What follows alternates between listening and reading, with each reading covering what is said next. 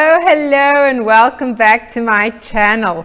I am Megan Harris, and this is the Thrive Alive Academy. So, this is a couple of days after Christmas. How was your Christmas? How was it celebrating during COVID-19? Was it different to all the previous years? I bet it was. It certainly was for me. I got to spend Christmas alone, which wasn't so much fun, but I landed up using it as a very self-caring and self-nurturing day instead of making it doom and gloom. And I landed up having such fun watching my favorite, which is musicals.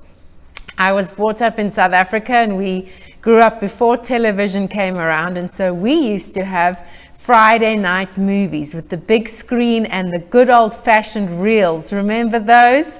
And I used to sit on my dad's lap and help him feed it through the reel and put it on, and then when the reel ended, it would go flip, flip, flip around, and we'd use that as the loo break, a toilet break, or go get something to eat, and then put the other reel on and watch it. I remember those days with much fondness. And we used to grow up with cowboys and Indians and musicals. Yes, quite a combination, right? Blood and guts on the one side, and then mushy love and songs on the other. But it was fabulous, and I got to watch my favorites. Some of those were The King and I, Seven Brides for Seven Brothers, High Society. And then I had to just sneak in a Disney one, my favorite of all time, the original Jungle Book. I just love that. And the songs, I was singing along. I'm tone deaf, but hey, no one was here, so I was singing at the top of my voice. It was really good fun. So what did you get up to this Christmas? I bet no matter where you were, you made the best of it, and good for you. So as you can see, it's still Christmas in my house. I've still got lots of lights and Christmas trees on and Christmas decorations.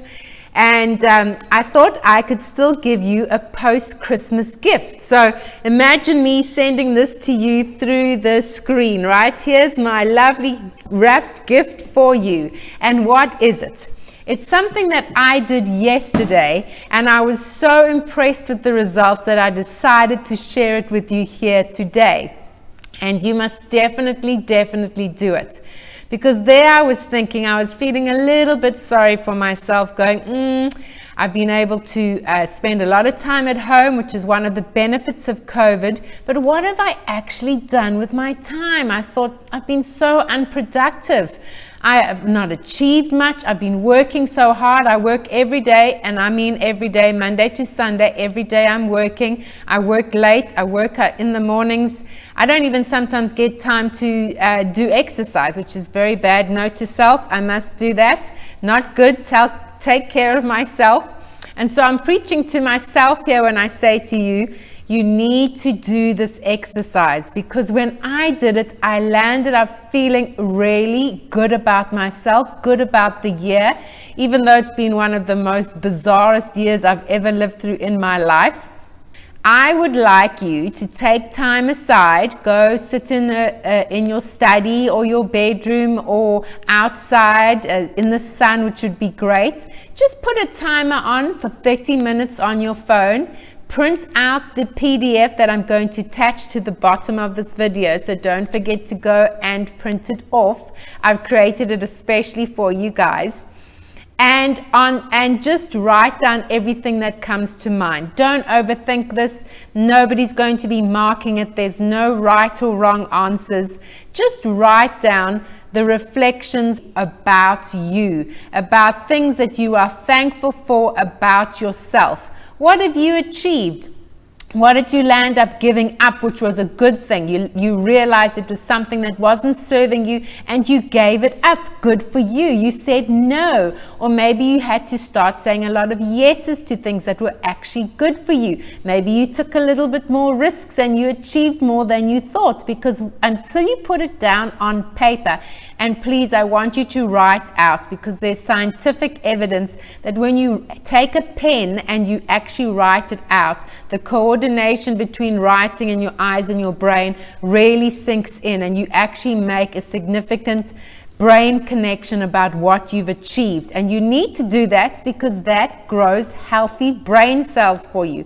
When you are elated about what you've done, not in an egotistical way. I'm talking about a very graceful, humbling, but realizing you've put the effort in, you've done the work. So you need to realize the achievements that you've made, and you need to celebrate it. Yes. So after the 30 minutes and you've written out, I think you should at least get to 40.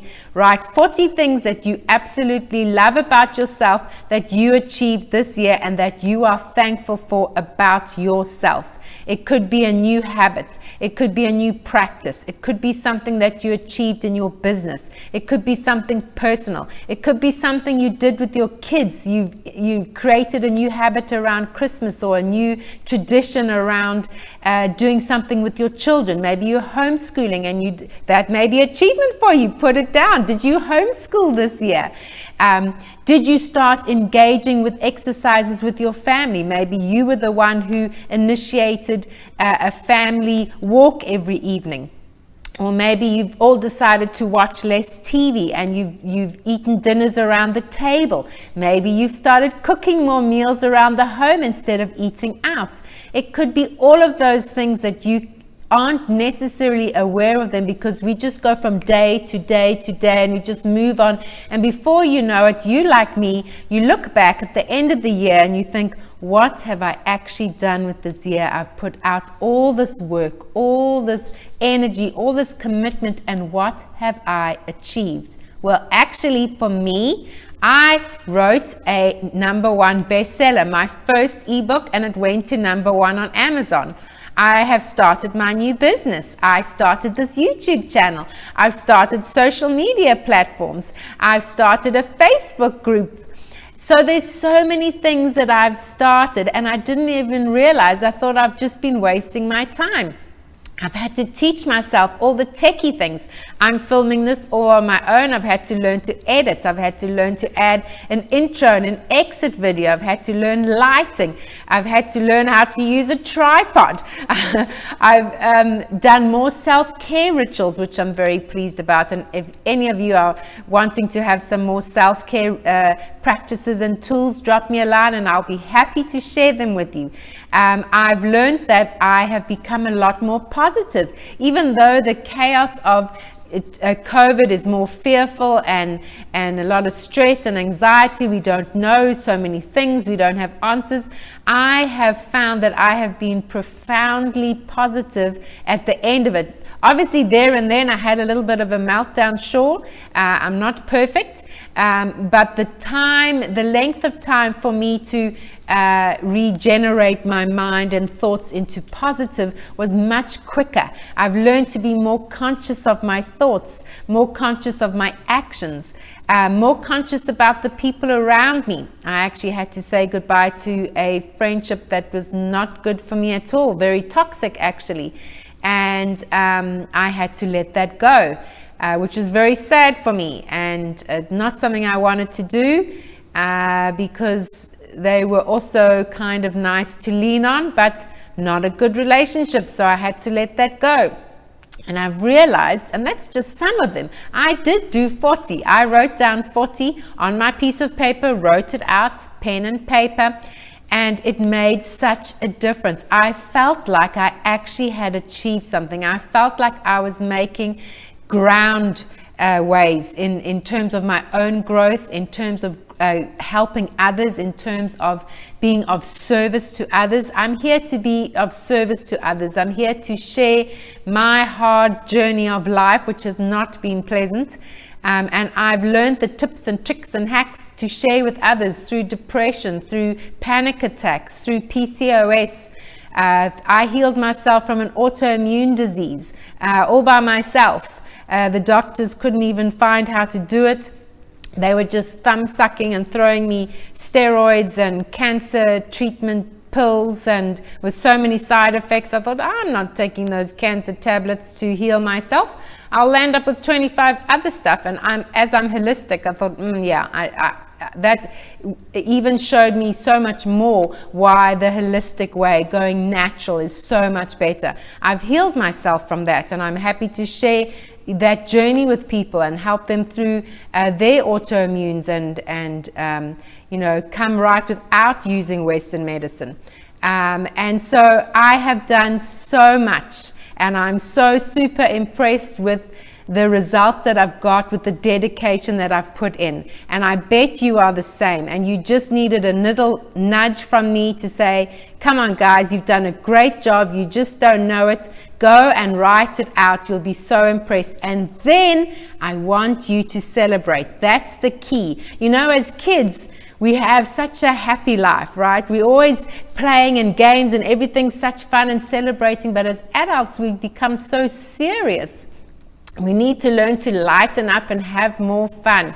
So definitely celebrate your wins, because that's a memory in your bank that when you do something, you're going to celebrate, and then it's more fun for you to do it, and it becomes a mind memory which you want to create a happy one. And I want to, in ending, just share this story with you, because hopefully we can all have our own little confetti kept in our pockets. But I was driving home one day and I put on the radio, and there was this listener on the radio sharing a story about her young son. He was 8 years old, and they were driving in the car somewhere just before Christmas, and I can't remember, she got some good news. I'm not sure what it was. I think she had got a job, which, as you know, during COVID is really difficult. I'm one of them. I lost my job, so I've been spending my time building my business, and so I could relate to that story. And she got a job, and she was so thrilled. She shared it with her son in the car. And so he said, well, that certainly needs to be celebrated, Mom. Can I throw the confetti in the car now? She's like, what are you talking about, throw the confetti in the car? He goes, yes, let's celebrate. I've got confetti right with me now. I can throw it in the car and we can celebrate and see it all go up into the car, and it's such fun. She goes, what on earth are you carrying around confetti in your pocket for? He says, for moments like this, for magic moments like this, I want to remember it. I carry it every single day. And when something good happens, I want to sprinkle my confetti and make a memory of it. Isn't that beautiful? This little boy walks around with the expectation that good things are going to happen to him all day, every day. Not only to him, but to the loved ones around him. Isn't that a magical way to live? Shouldn't we be living like that? And I'm going to be doing that next year. It's one of the things I'm kid you not. I'm going to take a little bag and have confetti with me, not glitter, because glitter is no good for the environment, people. It's very hard to clean up, and it gets into the waterways, into the rivers, into the seas, into the fish and the bird life and the soil. Everything gets damaged. Please do not use glitter, not glitter eyeshadow, glitter makeup, glitter paint, glitter anything.